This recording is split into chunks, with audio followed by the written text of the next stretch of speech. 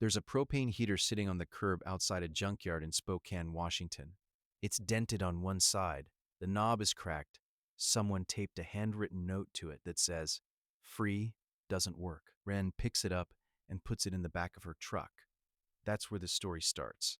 Not with a plan, not with a budget, not with a moment of inspiration. With a broken heater on a curb in late October, when the overnight temperature in Spokane drops to 28 degrees and she is sleeping inside a 1989 Fleetwood Southwind that has no working heat, no functioning engine, and a crack running across the windshield that she covered with painter's tape back in September when she still thought she'd figure out a better fix. After she paid $200 for the RV, cash. The guy she bought it from told her the engine was seized. He was honest about that. He did not tell her that the propane lines had been disconnected, that 3 of the 4 burners on the stove were dead, that the water pump had corroded through, or that the furnace, a Coleman Mach 8 that should have worked, had a control board so corroded it was reading as a complete failure. She found all of that out herself, over 3 weeks, in a Walmart parking lot on East Sprague Avenue. Ren is 23 years old. She grew up in Coeur d'Alene, Idaho, which is 40 minutes east of Spokane, and shares the same weather and none of the same resources. She has dark auburn hair that she keeps in a single braid most days, and a small scar above her left eyebrow from a bicycle accident when she was 9 that she describes as her most interesting feature. She is not dramatic about her situation.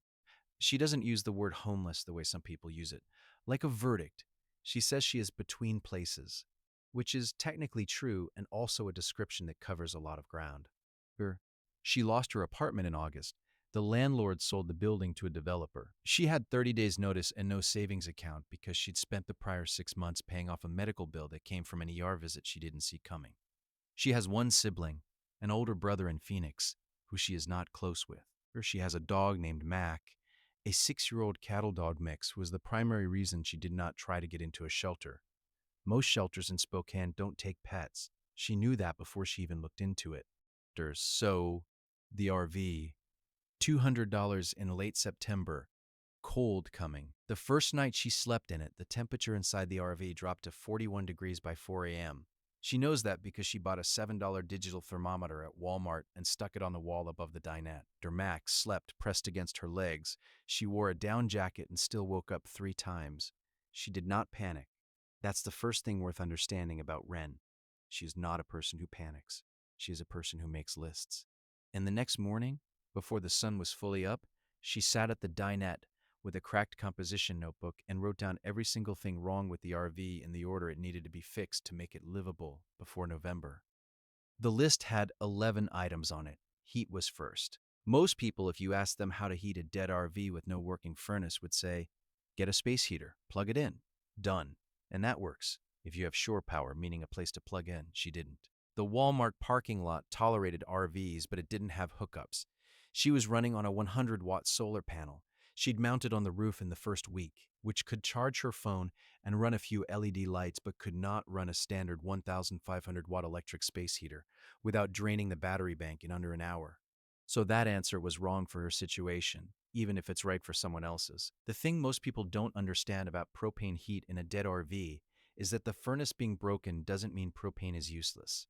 It means the furnace specifically is useless. Propane, as a fuel source, is still completely functional. The lines existed. They just needed to be reconnected, tested, and run to something that actually worked. That broken heater from the curb, the free one with the cracked knob, that was a Mr. Heater buddy. She recognized it because her dad had one in his garage when she was growing up.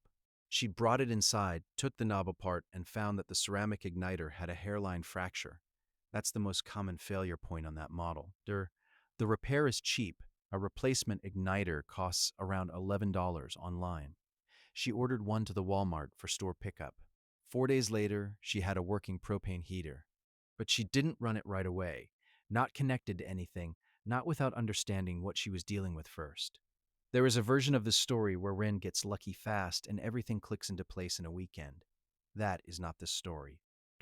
What actually happened is that she spent 6 days, 6 actual days, learning everything she could about the propane system in a 1989 Fleetwood Southwind before she lit anything. She used the library on West Main Street for internet access. She printed out a PDF of the RV's original owner's manual, from a forum that archived old RV documents. She found a YouTube channel run by a retired mechanic in Arizona who specialized in older RVs and watched 12 of his videos in one afternoon. What she learned: the original propane system had two tanks on the tongue of the RV, each 20 pounds, with a regulator that stepped the pressure down before it entered the coach. Through the lines running from the regulator to the furnace, the stove, and the water heater were intact. The disconnection happened at a junction box behind the stove where someone, she never figured out who, had capped the lines with brass fittings. The caps were still there, clean, like someone had planned to come back and reconnect them and never did. She uncapped the lines. She soaped every connection with a mix of dish soap and water to check for leaks. The old way, the way the Arizona mechanic did it on video. Bubbles means you're okay. She found one small bubble at a fitting near the stove and tightened it by hand. Tested again. Nothing. The propane tanks were empty. She'd known that. She took one to a U-Haul on North Division Street that did propane fill for $3.99 per gallon. A 20-pound tank holds about 4.7 gallons. Well, she filled it to 15 pounds, $9.40, because she wanted to test the system before committing to a full fill. She connected the Mr. Heater Buddy to the propane line using a low-pressure adapter hose, the kind sold specifically for that model when used indoors. She opened the valve. She clicked the igniter. It lit on the second try. The inside of the RV went from 44 degrees to 62 degrees in 40 minutes. She sat on the floor of the RV and let Mac put his head in her lap and watched the number on the digital thermometer climb, and she didn't say anything to anyone because there was no one there to say anything to. But she wrote the temperature in the composition notebook, 44 to 62, 40 minutes. She underlined it. Her heat was step one, but getting warm once is not the same as staying warm reliably through a Spokane winter. She knew that. The Mr. Heater Buddy, even working, has limits that matter if you're actually living in something, not camping in it. The first limit: it runs on propane, and propane at $4 a gallon in cold weather disappears faster than most people expect. She calculated it carefully. The Buddy on low setting consumes about 0.044 pounds of propane per hour. A 20-pound tank gives you roughly 450 hours on low. In Spokane in November and December, she figured she'd need heat running about 10 hours a day, overnight and morning. That's 45 days per tank. One fill every 6 weeks at around $19. That was manageable. The second limit: carbon monoxide. This is the part people skip over and shouldn't. Propane combustion produces CO. Not a lot. The Buddy is designed for indoor use with ventilation, but in a sealed RV in 25-degree weather where she was keeping every window and vent shut tight, it mattered. She bought a CO detector at the hardware store for $28 and mounted it above the sleeping area. She also cracked one of the rear vent windows a half-inch every night. Just enough airflow. The CO detector never alarmed. Not once, but it was there if it needed to. The third limit: the RV was not insulated for the temperatures it was sitting in. This is where the real work started. The 1989 Fleetwood Southwind is a Class A motorhome, the big rectangular bus-style ones. It's 32 feet long. The walls are fiberglass over a wood frame with a thin layer of foam insulation inside. In a normal winter, parked at an RV park with hookups and a working furnace, that insulation is fine. For someone living in it unheated in a parking lot in northeastern Washington in November, it is the opposite of fine. She could feel the cold coming through the walls in the morning. Not just cold air, cold surfaces, which is different. Cold surfaces pull heat out of a room faster than drafts do. She'd read that in one of the library articles and initially filed it under interesting but not useful. Then she understood, standing in her own RV with her hand flat on the exterior wall at 6 a.m., exactly what it meant. The standard advice for insulating an RV is spray foam in the walls, reflective insulation on the windows, weather stripping on the doors. All of that is right. None of it is complete. What she found, which most of the guides she read didn't cover directly: the floor was the worst heat loss point. The 1989 Southwind has a relatively thin subfloor, and underneath it is open road. Not a sealed basement, road, wind moving under the vehicle at whatever temperature the wind happened to be. She'd been sleeping in that RV for 3 weeks and had never thought about the floor until she lay down on it to reach something under the dinette and felt the cold straight through the carpet. After she bought 2 things from a hardware store: a roll of Reflectix insulating material, which is foil bubble foil sheeting, and a box of foam weather stripping. The Reflectix was $47 for a 50-foot roll. The weather stripping was $9. Total, $56. She cut pieces of Reflectix to cover every window from the inside, pressing them against the glass, holding them with small strips of command adhesive so she could remove them during the day when she needed light. The windows went from cold glass to insulated panels. The difference was immediate and physical. The walls stopped radiating cold in the morning. The floor was harder. She couldn't lift the subfloor, but she could add mass on top of it. She bought a remnant piece of carpet padding from a flooring outlet on East Sprague for $18. They had a bin of cut pieces in the back and laid it over the existing carpet throughout the main living area. It looked rough. She didn't care what it looked like. She cared that the floor stopped pulling heat out of her socks at 5 a.m., and it did. The door seals on the main entry were deteriorated. Not broken, just compressed and cracked from age. She pulled the old weather stripping off and replaced it with the foam tape. 10 minutes. The draft she'd been feeling every time the wind came from the east stopped. After all of that, the Mr. Heater running, the windows insulated, the floor padded, the door sealed, she ran the heater for 2 hours one evening and got the interior to 68 degrees.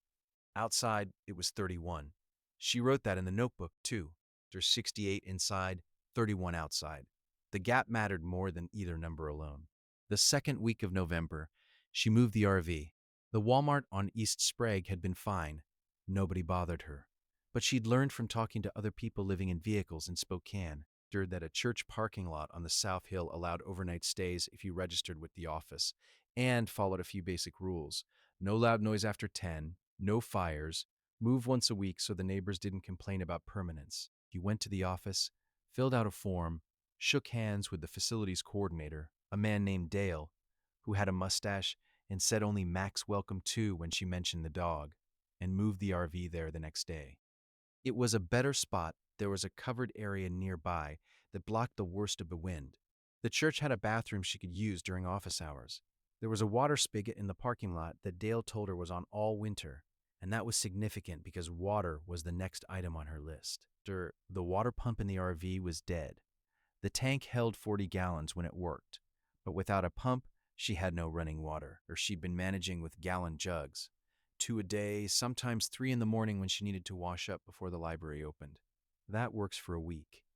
It doesn't work indefinitely. She pulled the water pump. It sat under the kitchen sink, accessible without tools if you were willing to lie on your back and work by feel, and identified it as a SureFlow 2088. That's a standard pump on dozens of RV models from that era. Replacement pumps run $60 to $120 new. She found a used one on Facebook Marketplace for $35 from a man in the valley who was parting out a similar RV. She tested it with a multimeter, 12 volts, 6 amps, ran clean. Before she bought it, her installation, 45 minutes. The fittings matched. She refilled the fresh water tank from the church spigot using a garden hose, which Dale left coiled on a hook near the spigot without being asked. After she turned the pump on, water came out of the faucet.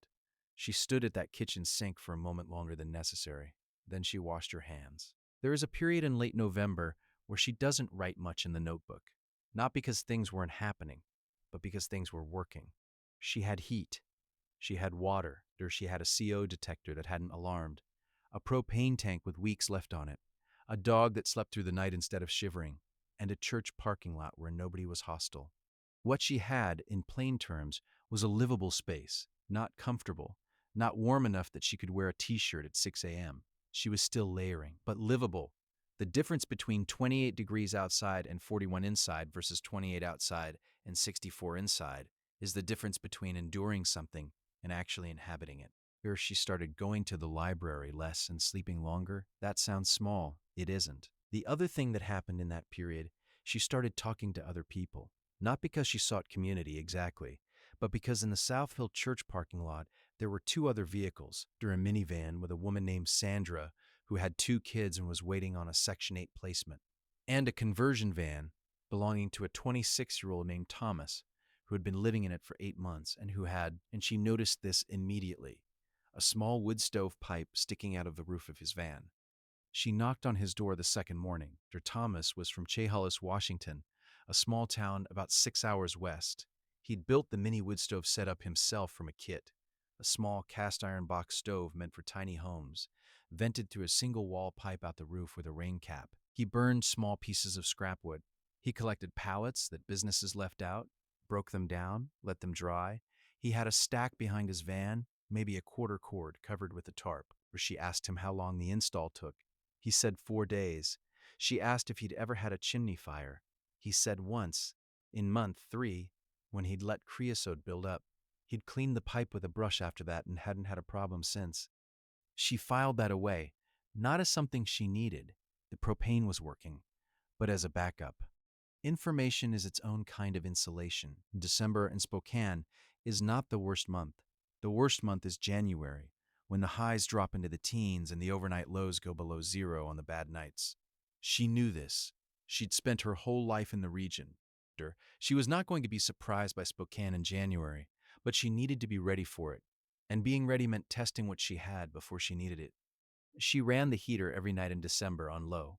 She tracked the interior temperature against the outside temperature in the notebook. When the exterior dropped below 20, the interior settled at 56 on low heat and got to 70 on medium. She noted that medium went through propane faster, around 0.065 pounds per hour instead of 0.044, and adjusted her estimate for a full tank accordingly. She also found in December what she couldn't fix. The windshield crack had spread. It was now running from the passenger corner halfway across. She couldn't repair a crack that size. The windshield needed replacement, which on a 1989 Class A runs $400 to $700 depending on who does it, and she didn't have that. She covered it again, this time with 2 overlapping strips of heavy clear packing tape instead of painter's tape, and accepted that it was a cosmetic problem that wasn't going to become a structural one anytime soon. The windshield on a parked vehicle that wasn't being driven isn't under the stress of road vibration. It might hold all winter. It might not. She wrote in the notebook, windshield watch, not urgent, not solved. That distinction, watch, not urgent, not solved, became her system. 3 columns in the notebook, fixed, watching, stuck. Fixed was for things done. Watching was for things that needed monitoring. Stuck was for things she had no solution to yet and couldn't afford to get one. The stuck column had 4 things in it through most of December. Windshield, 1 soft spot in the bathroom floor she suspected was water damaged, subfloor, a roof vent that wouldn't seal completely, and the engine, which was never going to be repaired on her budget and which she'd made peace with weeks ago. An RV that can't move is still a room. She kept reminding herself of that, not because she needed convincing. She'd made the decision clearly, but because other people kept asking her about it. When are you going to fix the engine? When are you going to be able to drive it? She started answering, it's not a vehicle, it's an apartment that happens to have wheels. I'm not using. Most people didn't know what to do with that answer. Thomas understood it immediately. January 4th. She wakes up to the CO detector, alarming. Not going off for a moment and stopping, alarming. Sustained. The heater had run overnight on low. The vent window cracked the usual half-inch. Nothing different than any other night. She gets up. She turns the heater off. She opens the main door and the 2 windows at the rear fully. She takes Mac outside into the cold. The alarm stops within 3 minutes. She stands in the parking lot at 5:40 a.m. It's 14 degrees. She's in a down jacket and wool socks and nothing else below the knee. Mac is pressed against her leg, looking up at her. She does not panic. She goes back inside after 10 minutes with the door still open. She checks the heater. Everything looks normal. She checks the vent window. It's still cracked. She picks up her phone and reads for 30 minutes about CO buildup in enclosed spaces with propane heat. What she finds, CO incidents with propane heaters in RVs are almost always traced to one of 3 things: a blocked vent, a regulator issue affecting combustion efficiency, or, and this is the one she hadn't considered, a poorly ventilated overnight where the natural airflow through the half-inch vent was sufficient in warmer temps but not in extreme cold, when she was also running the heater more because the RV was losing heat faster. She reads one forum thread from someone who'd had the same alarm in a similar setup on a very cold night. Their conclusion: increase ventilation when the outside temperature drops below 15 degrees, even if it lets more cold in. She adds a second vent. A small opening at the front of the RV, just the forward vent fan, cracked a quarter turn, gives cross ventilation instead of a single exit point. She tests it that night when it's still 17 outside. The CO detector reads 2 parts per million at midnight. Normal combustion byproduct level, well within safe range. She notes it in the notebook. Increased ventilation at sub 15 exterior temps. Runs colder but safe. Accept the trade. She accepts the trade. By mid-January, the RV has been her home for 4 months. She has spent, total in repairs and supplies, the original $200 for the vehicle, $11 for the igniter, $28 for the CO detector, $7 for the thermometer, $56 for reflectix and weather stripping, $18 for carpet padding, $35 for the replacement water pump, 3 propane fills at roughly $19 each, and a miscellaneous category that includes command strips, soap for leak testing, a small tube of RTV sealant she used around the roof vent, and a bag of wood screws she used to tighten the bathroom door hinges that had worked themselves loose. Everything combined, just under $430. She knows people pay that much in a single month of rent for a room in a shared house in Spokane and consider themselves lucky. She's not romanticizing it. She knows what $430 has actually bought her: a space that is heated, has running water, keeps her and her dog out of the wind, and does not cost anything monthly as long as she stays in the church lot and manages propane. She also knows what it hasn't bought her: a mailbox, a legal address for official documents, the ability to run a dryer, a shower she doesn't have to plan around, or any certainty about what happens when the lease on that parking spot, informal as it is, ends for some reason she can't predict. She's written about that in the notebook too. Not to process it exactly, just to keep the picture honest. February is when a few things shift. Sandra, the woman with 2 kids in the minivan, gets her Section 8 placement. She leaves on a Wednesday morning with everything she owns in 2 large duffel bags and a milk crate. For a long time, Ren tells her to leave the parking space for someone who needs it. Sandra laughs and says she will. The following weekend, a man named Greg pulls a 5th wheel into the lot. He's 58, recently retired from a warehouse job in North Spokane, and he chose the RV in a parking lot path deliberately, not from crisis, but from a housing market he couldn't afford after his landlord raised his rent by $600, and the math stopped making sense. He has a working furnace, shore power, and a generator.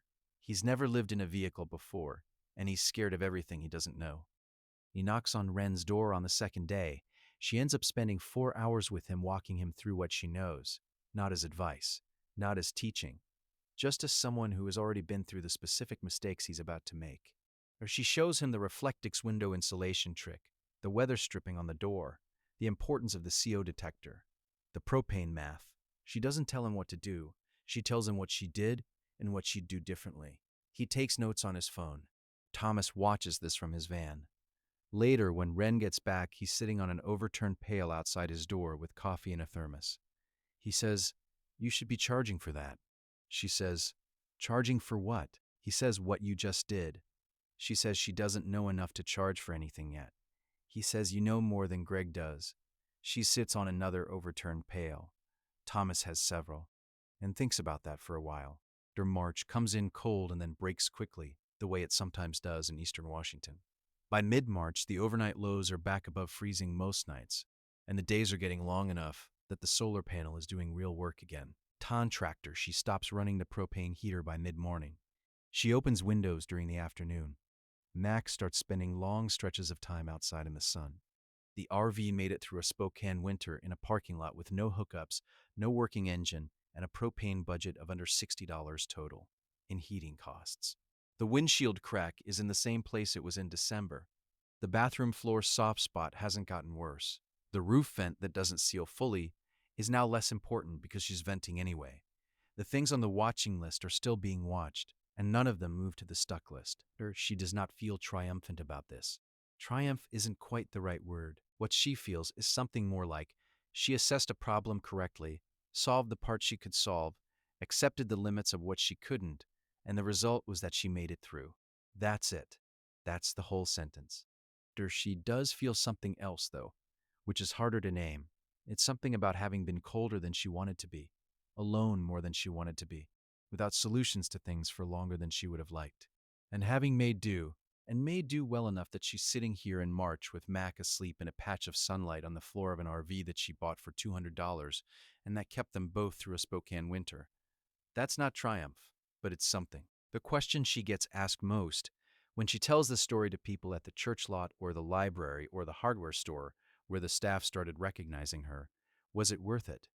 She always pauses on that, not because she doesn't have an answer, but because the question assumes she had a clean alternative. She didn't. The $200 RV or a shelter that didn't take dogs or a sleeping bag in a park in November. That was the actual menu. Given that menu, yes, it was worth it. The other question she gets asked, what would you do differently? That one she answers faster. She would have checked the propane lines before the first night, or she would have bought the CO detector before she bought anything else. Not day one of the heater fix, day one of the whole thing. She would have patted the floor first, not third. And she would have cracked 2 vents from the beginning instead of running everything sealed and discovering the hard way why that mattered. But she also knows that she couldn't have known those things before she knew them. That's not an excuse. It's just how it went. You learn the lessons in the order the situation teaches them to you, not in the order you prefer. Or she's still in the parking lot in March. She doesn't know how long she'll be there. Here, she has a job application in at a plant nursery on the South Hill that does a lot of business in spring, which is coming. She has a separate application in at a coffee roastery that one of the librarians told her about. She has a running water pump, a CO detector, a propane heater she knows how to use, a floor she can walk on without flinching, and a dog who has never once looked at her like she was failing. There are things this setup cannot solve. A Spokane winter in a $200 RV got her through a Spokane winter. It did not get her out of her situation.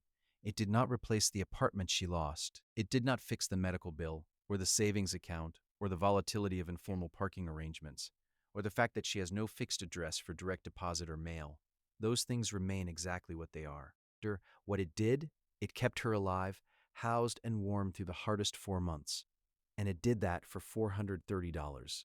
She keeps the composition notebook on the dinette. The fixed column is long. The watching column has 4 items that haven't changed. The stuck column has 4 items too.